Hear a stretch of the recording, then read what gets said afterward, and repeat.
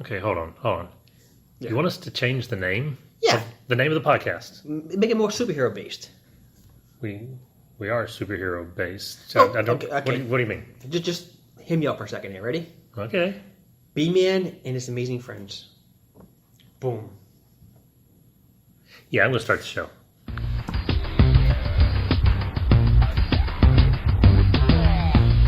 You are listening to the Old Titans. This is John Paul. The co-creator, executive producer, editor, writer, CEO, CFO, and an overall amazing guy, the one and only B-Man. Does that make me one of your amazing friends? You are my amazing sidekick, yes. Okay. I thought it was friends, not sidekick. Well, friends can be sidekicks. Oh, okay. All right. I'm sure Batman is friends with Robin as well as being a sidekick. He's a good father figure. I think he's a father to Robin right now. No, I mean, okay. Well, that's that Robin. Yeah. Okay, sure. Let's get on with it. So, B-Man, question Yes. of the week from last time. Two-part question here. Ready? Yep. Okay. Slashers. This is a Halloween show, kind of last one before Halloween starts. Yep. Just going back, we said Michael Myers, but let's go back even further. Let's Leatherface, Chainsaw Massacre, whatever. Okay. Back to the 70s. You know, the big slashers. Yeah. You can pick one to go after you who had the best survivability against. Yeah. And one, you know what? I'm just screwed. This guy's going to kill me. So the one we don't want any of them to be Right. around us, but if we had to, who would we think we could survive and who would we be like, oh, forget it? Yeah, I'm done. Yeah. Okay. Thought about it? Okay. This is one I didn't have to think very long and hard on, and I don't have multiple answers or anything else. It's pretty straightforward. Jason is the one that I would think I have a chance against. Not like physical, face-to-face, punch, none of that. knock your head off. No, that's forget that. But as long as I know he's coming, I mean, if I'm in bed asleep and he shows up in the cabin with a knife over me and about to stab me, I'm dead. Right. But as long as I know he's coming and I know to be on the lookout and run, unlike the game, he doesn't really teleport. No matter what the movies make it look like, he doesn't really teleport. He moves quickly, but he still just moves, and typically doesn't run. He typically just walks. Yeah, I don't think he ran past part 3, or maybe part 4. Yeah, and he usually doesn't go outside, except for Manhattan and space. You know, typically he doesn't go outside of Camp Crystal Space wasn't Lake. his doing. Right. Manhattan, this is kind of odd. We'll ignore that one that it even existed. So I think once you're outside of the Camp Crystal Lake kind of boundaries, or far enough outside, you hit the interstate and get on down the road, you're okay. I think I can stay ahead of him. That's just that. I mean, it depends on what the writer says, but I think I can stay ahead of him. But if it's a real situation, you'd put you at 50% survivability, 50, 60%. For Jason, Yeah. if I know he's coming, I'm going to put it at about 80 or 85% survivability. Even though you don't know the camp that well, and he knows the camp like the back of his hand. I would know it well enough from having gone into it. So, I mean, Yeah. and I always look at maps and everything before I get to a place. I don't think that really help. Yeah. I'll give you about 20%. Okay. I want to hear your half of that before we get to the second half of it. I'm going to say Chucky. Yeah? I find Chucky the least intimidating. I can't be intimidated by him ever. He's But a doll. But he can hide behind stuff so much easier. Yeah, but you know what? You block the ways in. Eventually, you see him coming, and then you pick up, just body slam him, and just land on him, just sit on him, just start beating his head. And I can't see Chucky being a threat. Okay. I give my like 90% chance of beating him. Okay. He might slash my tendon or something like that, but That would not be good. I mean that would probably hurt. Yeah. We can stop you from moving quite a bit. Yes, but I could still beat the junk out of him. Okay. So yeah, Chucky. Yeah, I'm not going to go there. All right. So the second half, the one that you just forget it and just Right. not going to happen. Freddy, you're in your dream, and I don't care how much the Dream Master showed us how you can control and everything else. I'm sorry, dream thing. I'm just afraid it'd be like those dreams you have of everybody talks about the dream where you show up at school and you're not prepared for the test, Right. or all those kind of things. The one that always gets me is where I need to get somewhere, and I might even be able to see where it is. But I have to get there quickly, and all of a Moving in sudden, slow motion. I'm moving in slow motion. My legs are like lead, and I'm crawling, and I just can't get there. I'm afraid that's what would end up happening to me in the dream, and I just no Freddy. I don't want anything to do with Freddy. You and I on the same exact page there. Okay. Love Freddy, but I'm like, and I can kind of control my dreams when I realize I'm dreaming. But like you said, the slow motion one, that's what got me as well, is that it happens to me all the time when I'm running from somebody or running somewhere. Like a lot of times I put my shoe on, the shoe doesn't fit. Or I can't fit it. Like there's some stupid things. Yeah, no. So yeah, Freddy, I'm agree with. I'm kind of done. Yeah. No, we're. And the problem with Freddy too is that he would totally. At least Jason would kill you right away. Like Jason would like crush your head and stuff like that. It'll hurt for a couple of seconds, but then you're dead. Freddy will keep you alive and play with you. Yeah, that's true. So that is a problem with that. All right, so that was a pretty easy one to answer this week. A good one for Halloween. Thank you. All right, so we're going to move on to the news. I haven't done that in a while. Yeah, so I'm glad you the did news. that. That makes me happy. Okay. First item in the news I wanted to mention was Star Trek Discovery. We've both been watching it. Yes. I'm up to episode 4 or 5. Depends whether you count the first two-parter as 1 or 2 episodes. I think they caught it as 2. But anyway, I'm not caught up. The most recent episode from this past Sunday I have not seen. Okay. But except for that, I've been enjoying it. Thought it's been really good. Is it the best show on television ever? No. But really enjoying it. But I think it's really good. Much better than Voyager and half of DS9, the second half. Enjoyed the first half of DS9. But anyway, all that aside, really enjoying it. And it has been renewed for a second season. I'm noticing with this new Star Trek show, the fans are completely split. Oh, yeah. Like they either absolutely love it, Yep. or they absolutely hate it. I haven't found anybody. Oh, it's all right. Like I actually genuinely enjoy it. Yeah. But I've never been a Star Trek fan before. Like I like the new movies, the reboot type thing. Yeah. Those are fun. But other than that, I haven't liked any of them. Even people at the con, it was amazing. It was enjoyable. But I've actually always been one of those Star Wars guys. I always loved Star Wars so much that Star Trek always paled. Kind of like Coke versus Pepsi or Elvis versus Beatles. That's been me. Yeah, it's Star Wars or Star Trek. So for you, it's Star Wars. Yeah. I've always enjoyed both because they're so different in what they are. One is very science fiction. One is very science fantasy. I mean, Star Wars is more science fantasy. Yes. It's taking a D&D world and putting science fiction elements around it in a way. Right. Star Trek is trying to project, not super realistic, but realistic enough where the world could go scientifically and exploration-wise. So just completely different shows, so I've never worried about trying to compare those two. Well, Coke versus Pepsi, I go Coke every time. Me as well. Elvis versus Beatles, Elvis every time. I go Beatles. Yeah. No accounting for taste. Godzilla versus King Kong. King Kong. Yeah, Godzilla. Yeah, I go for the American.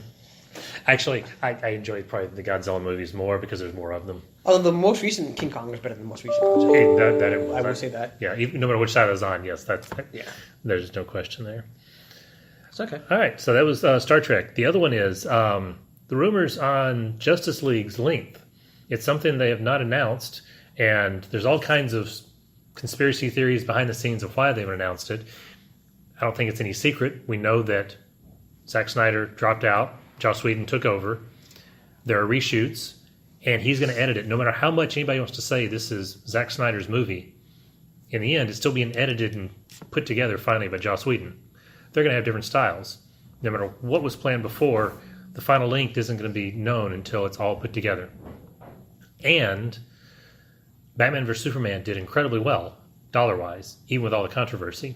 Where it lacked and didn't make the $1 billion mark, because I think it would have. It made $800+ million. Where it would have made the $1 billion is if it had been a little bit shorter. It was 2 hours and 40 minutes or something like that. Roughly, yeah. Somewhere on there.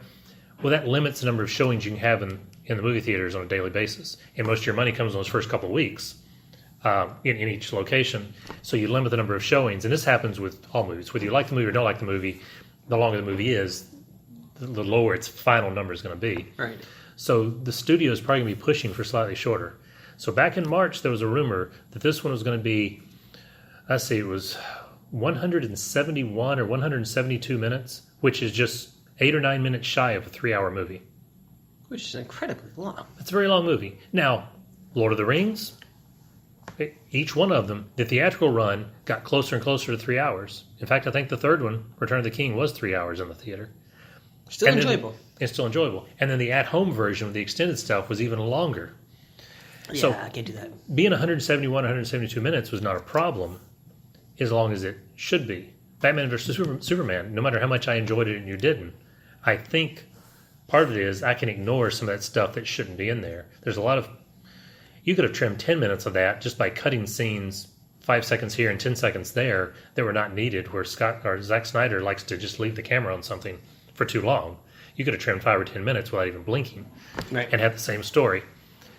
Joss Whedon, I think, is doing that. And now the new rumor that's just come out is it is going to be the shortest of all the DC movies that have come out. at 1 hour and, 2 hours and 1 minute, 121 minutes. So 1 hour and 1 minute. That is actually perfect. I said 2 hours, 10 minutes should be the max. So It kind of depends.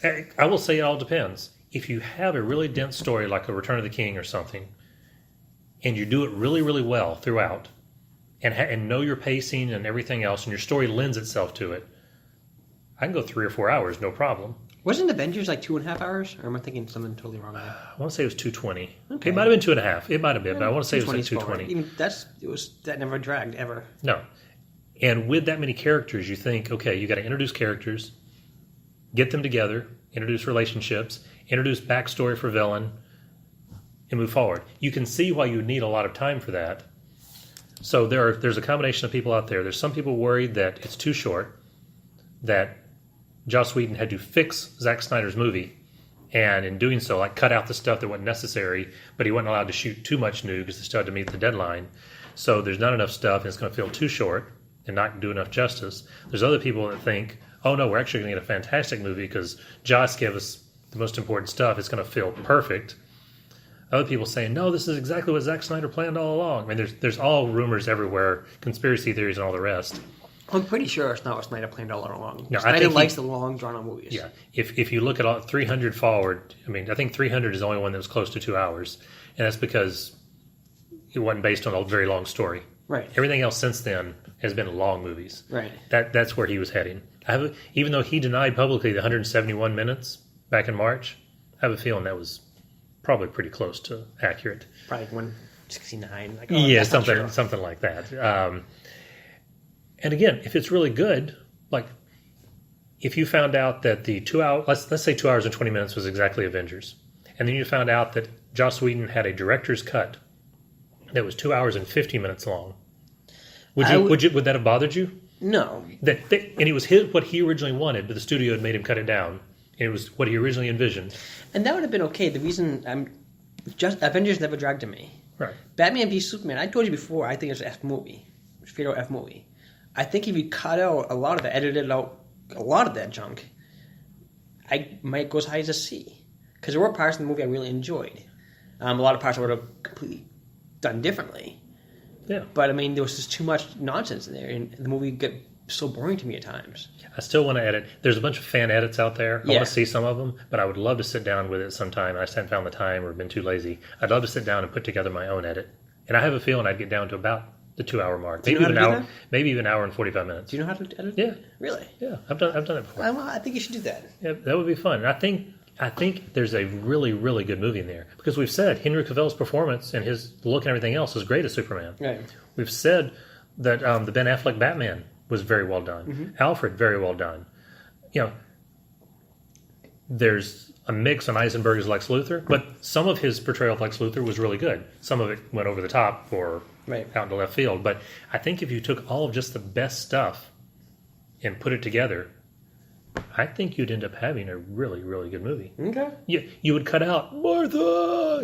You'd cut out that. Yeah, you don't need that. You can still have them fight. You do need that, though. You need a reason him not to kill Superman because he says Martha. I think if you can edit it, you can get it there. I think there's enough footage there that you can do it. Okay. I want to see the John Paul edit. All right. So that's so I'm looking forward to this. I'm hoping it is around the 2 hour. It ends up being 2 hours and 10 or 2 hours and 15. That's fine. But it does tell me if that rumor is correct, and the rumor is based on a couple of movie theaters posting their times.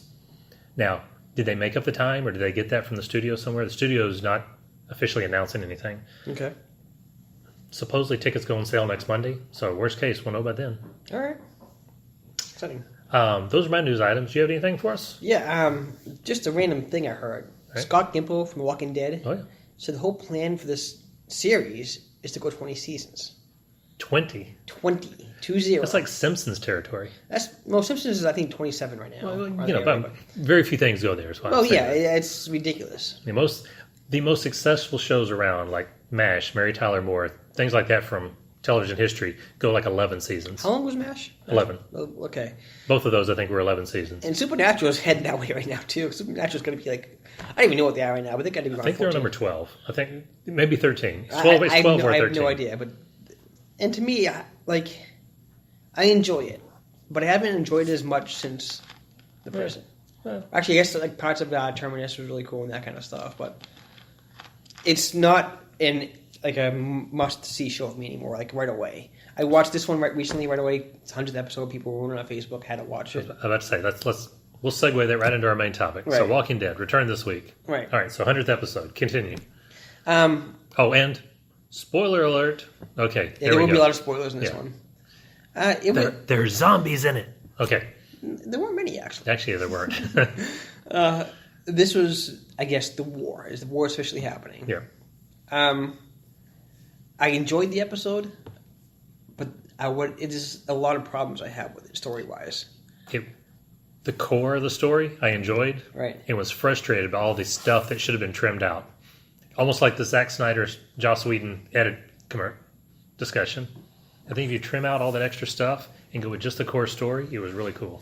Okay. Except for maybe one or two items. Let's start off with the fact that they make a whole point of, we're going to kill Negan. We just kill one person. Kill Negan, we're good. Yeah. Just kill Negan, that's it. Yep. Now it's said like 100 times throughout the episode. Oh, it's constantly. And that's exaggeration, obviously. I know, but yeah, it's... And then they finally get him. They can finally get there. And this is completely spoilers if you didn't see it, sorry. But they finally show up.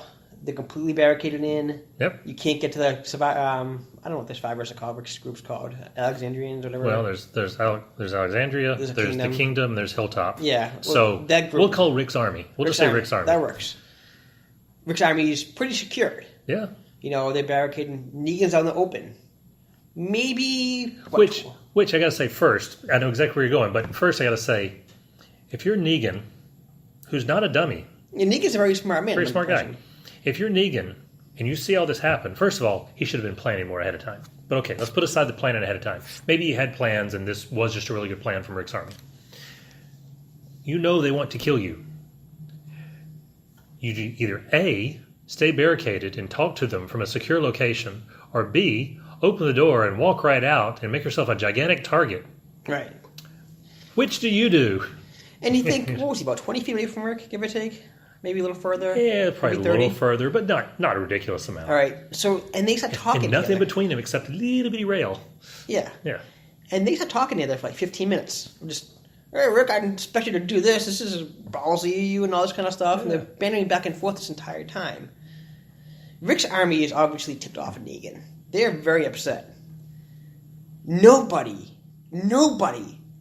took a shot at Negan. Yeah. Until Rick starts counting. Well, I'm going to start counting now. Why? No matter what, you even said it right there when you're talking to him, I'm going to kill you. At least, I'll give him this. This is the only thing I'll give him. And this is a really tiny thing. At least he didn't wait till he finished counting. He just went ahead and started shooting before he got... But they still miss him. Oh, I know. And it's like, they make a point that these guys are good. Rick especially is a good marksman. He has a machine gun. He shoots a machine gun and doesn't manage to hit him. Or if he does hit him, it doesn't really hurt him. Yeah, mind blowing. Like, you guys should have done a better job with the story of that. So my problems with this story, I know you're taking the main part of it. My overall problems, the multiple timelines where they were going to get really artsy. Yes. Got really confusing. Mm-hmm. And I'm okay with artsy, but it was unnecessary, I thought, for this one, the way they did it. I agree. The plan itself did not seem to take into account the fact that Negan might be planning as well. So they had nobody in reserve anywhere. I mean, yes, they had their residents back in their homes, but they drove all these cars into one location, all crammed in together. Yeah, what if Negan had that plane, bombed, booby-trapped? Or even if he didn't have it bombed, what if he was holding another rocket launcher? They've seen one, they've used one. What if he's found one somewhere? Grenade, something. Anything. Any number of things could have just completely destroyed Rick's Army all at once. Right. I kept waiting the whole time for Negan to have had another plan. And he kept insinuating he did, but he never really showed anything. Right. So that was, I thought, poorly done. Waiting and waiting and waiting, because we know as the audience, Negan is too valuable to the story. They're not going to just kill him off in the first episode. Fine. So why put yourself in a situation like that to where, when I say put yourself in a situation, I mean from the writer's standpoint, why put your characters in that situation where you have to write them to be stupid? I hate it when you have to make the character stupid in order for your story to work. They wanted to have a standoff. I think they wanted to give Negan a reason to strut around and talk about the size of each of their manhoods. And Because he is entertaining, yes. he is entertaining. And they wanted to give him a reason to do a Negan speech. Right. And they wanted to have it out in the open, not behind a closed door. And they couldn't think of a more creative way to do it than what they did, which is just dumb. It was dumb. And that was, again, we mentioned this last year. I think when Rosita tried to shoot Negan with a gun, point blank, is you make some characters just seem too dumb. Yeah. For a moment or a period of time, just to make the story move forward. Yeah. It just doesn't work. That part doesn't work. Another one. Father, what's his name? Is it Gabriel? Gabriel, yes. So, Father Gabriel is left behind at the end. Okay, first of all, I understand. I know a lot of people I've read online said, I would never have stopped for, what was the former leader of the Hilltop? I forgot his name. Okay. Benjamin? Was it Benjamin? No, whatever his name is. That guy. He's out there, help me, help me. Okay, I get it. He's a priest or reverend or Pastor, whatever, something like that. something. Yeah. He's a holy man of God. Even if he has convinced himself getting into this war is the right thing and killing is okay for these purposes, there's still that core of him. He sees somebody, even if it is a bad person, it's somebody who he knows is doing the bad thing because of being afraid and all the rest. Right. And I can see his core wanting to be compassionate and save the guy. I got no problem with Father Gabriel doing that. Why not just drive forward in your truck and let the guy jump in the truck? I couldn't figure that part either. Or jump in the back, or jump on top, or anything else. Because you know the plan. You know the zombies are coming. Yeah. Why did he have to get out and go over? Because if you noticed, he even got out on the passenger side. And take the keys with you. Yeah. I mean, Something. that was the stupidest thing. Again, make the character be dumb because you want to set it up so that he's left behind With Negan, yeah. with Negan. It's like everything about it was frustrating in the details. The overall cool plan was great. I mean, just generic. And they finally had an episode where the good guys Just outright one. outright won something. That was good. And they needed, for a 100th episode, having that, I think that's why we enjoyed it. It's the first time, really, we've had from beginning to end, except for Gabriel at the very end, we had the good guys plan something, execute, and succeed and win. Because almost every time that's happened, something's gone wrong somewhere. Right. And I was actually waiting for that to go wrong Yeah. the entire time. So even if they ended up winning in the end, there's been something really bad in the middle. Or it started off bad and they rescued it. This is one that from beginning, middle to end, they succeeded. Other than possibly the killing of Negan himself. But Another thing, too, is there's no way, I'm sorry, that Rick leaves Negan in the open alive. He did. yeah, I don't know. I mean, the number one plan was to go kill Negan. That's why you're doing everything that you're doing. And you know what? He was sitting there peppering that metal barricade that Negan was behind. Yeah. That had a couple of slits in it. He was peppering that with bullets. If Negan had not had that between him and Rick, Rick would have hit him like 20 times. Right. He was pretty accurate. With the same machine gun that he was aiming at Negan with. With nothing. It's like, really? Really? It was all... And then, I also love the... this is one that you might have to say is comic booky. At the very beginning, when everybody's playing stuff and they're crossing off locations on the list, which actually I thought was very effective. That was awesome, yeah. very cool. When the arrow is shot into the tire, for Dwight's tire, with the message, and then Dwight sends the arrow back, thunk, and... Okay, they showed from that, at least Dwight shooting the arrow back was pretty blind. And it lands 1 foot or so from Daryl, in the same way that the arrow from Daryl landed to him. About, yeah. And more than likely, Daryl's had to be fairly blind because of the distance and location. Really? They're both going to put an arrow within 1 foot of the other person in that kind of situation? I'm actually okay with that part. Again, Because Daryl is a marksman. I know. But it was awfully convenient. But again, that's one I think I'm going to have to chalk up to. It's a comic book. These are the good guys. I'm okay They're with exceptional. Okay. But again, when you do exceptional things and you turn around and do dumb things, it really makes you question it. I mean, I enjoyed it. I waited for a 100th episode. I thought there should have been a major death. It wasn't. Other than Negan's crews, which I didn't think any main characters of that died either. Oh, also thought when Daryl was riding down the road to lure the zombies along, Yeah. and he's setting off the explosions left and right. Again, it's a TV show. I get it. There's a couple of those explosions he set off way too close to himself. if the MythBusters were still around doing their thing and did the They're not math around on it, anymore? there's a brand new MythBusters show about to start in November with a new pair Oh, of Steve, I don't MythBusters. think a pair. Everybody is entertaining. We can talk when it comes on. We should talk about that We week. will. It's But anyway, they always talked about blast radius and shrapnel and all those other kind of things. He was in the blast radius for every one of those. Maybe one or two he wasn't. For most of them, he's in the blast radius, which means he'd have been knocked off the motorcycle. But again, even if he didn't get hurt. In the show where the zombie apocalypse is I know. happening, you've got to kind of suspend your belief a little bit. I know. There. Now I'm cool with that. I'm not nitpicking that. But if nothing else, the one that he blew up in front of the zombie that was standing there, he should have had a femur through his neck or something. I mean, there's shrapnel. Probably should have. Yes, I agree with that. Okay. But anyway, that's what I mean about nitpicking. That one maybe is a nitpick, but it was all the little details that kept this episode from going from I enjoyed it, it was decent, to actually being great. This is the first, really, in my opinion, this is the first premiere that has been just kind of okay. I'm actually totally with you there. Completely with you. This is shocking, John Paul. You and I are on the same page here. Yeah.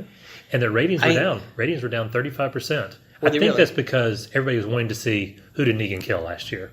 They were artificially inflated because of the bat being swung. The Patriots are playing that night too, and the Patriots have a big fan base.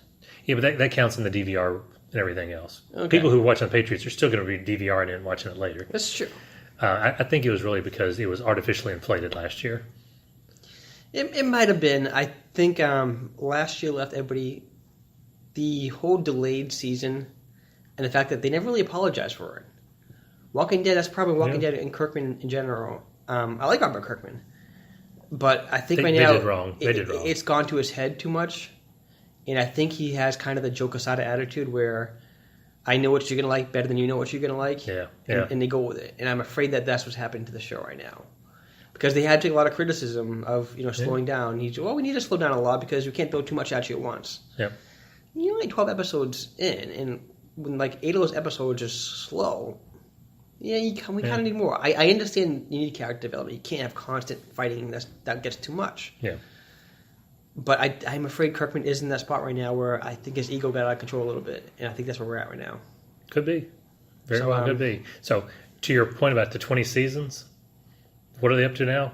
I believe it's 8. Is that right? 8? Okay, that sounds 7 right. or 8? That sounds right. 8.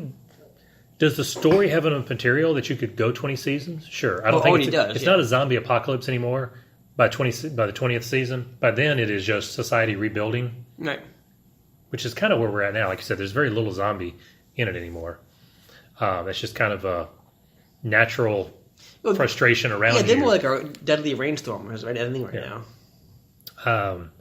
That aside, if they keep running it the way they're running it, I don't see it going 20 seasons. If they do like Doctor Who has done over the past 50 plus years, to where every so many years it's turned over to a new showrunner, and I don't mean new writer, because you have a whole team of writers, but at least a new person who's the executive producer who has their own vision, their own ideas.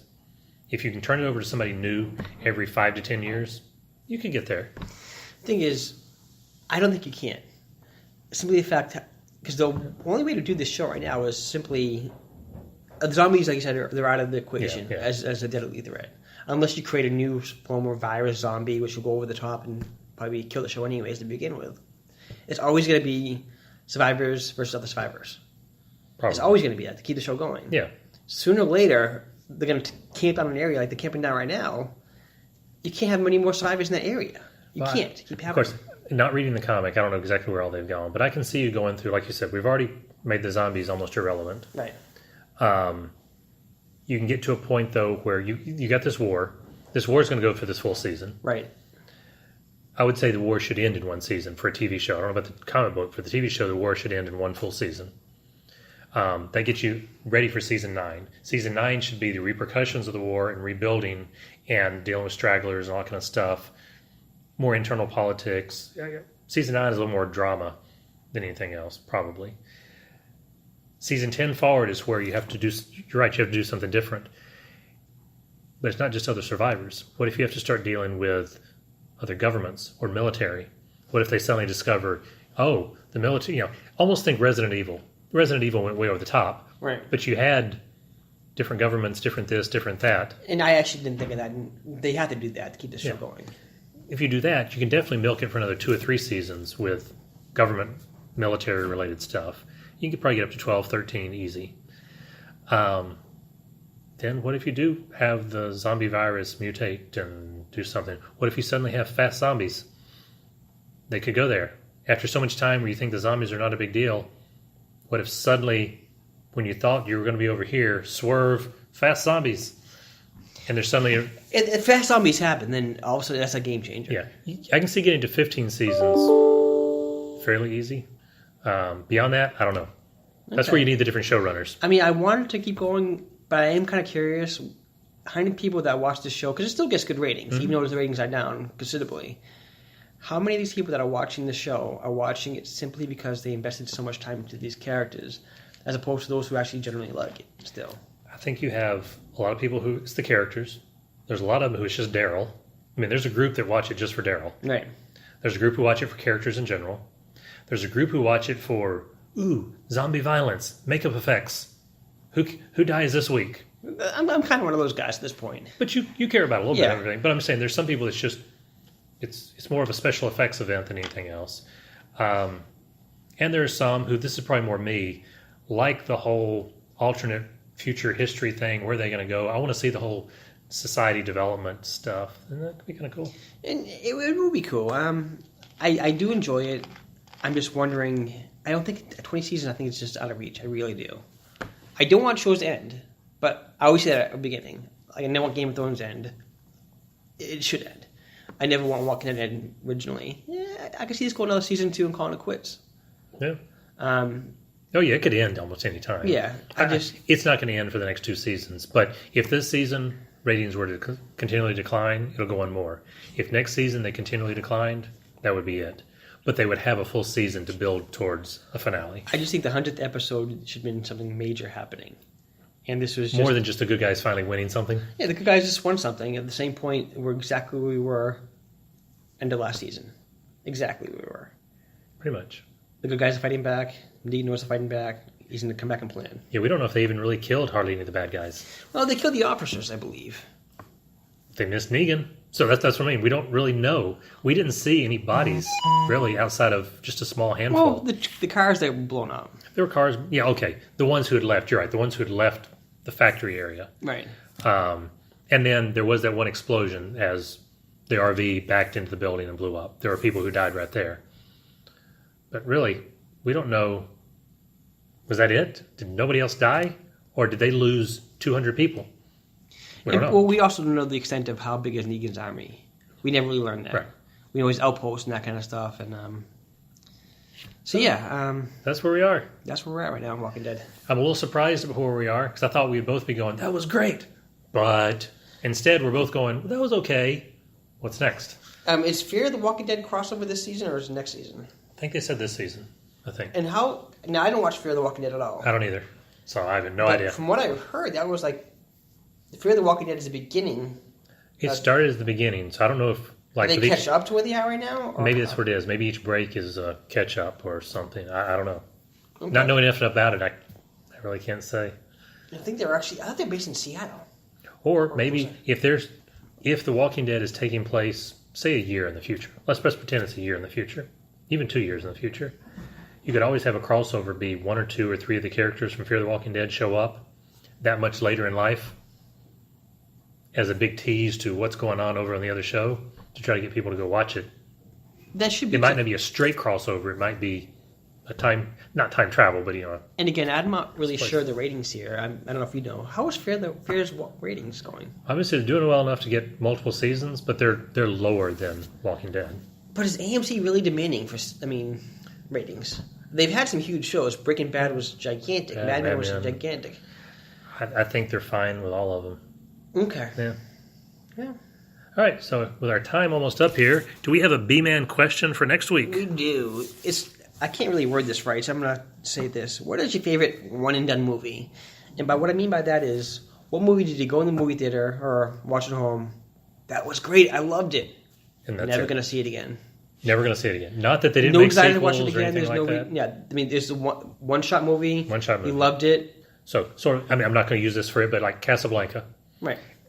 I've seen that over and over and over. But Casablanca could be, for somebody who doesn't like old movies, went in, watched it, thought it was a masterpiece, but they're done with it because they're not turning my old movies. I could see that being somebody's, Right. like Matt from Hard at Work. I could see Matt watching Yeah. it once and saying, "Yeah, I'm one and done," Yeah. admitting that, "Yep, that was enjoyable," but Yep. So, what is the best one and done movie in your hey, opinion? that's a good question. Yeah. All right, so until next time, this is John Paul. B-Man.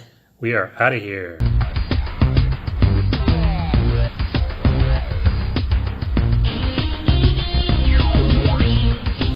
All right, we're done.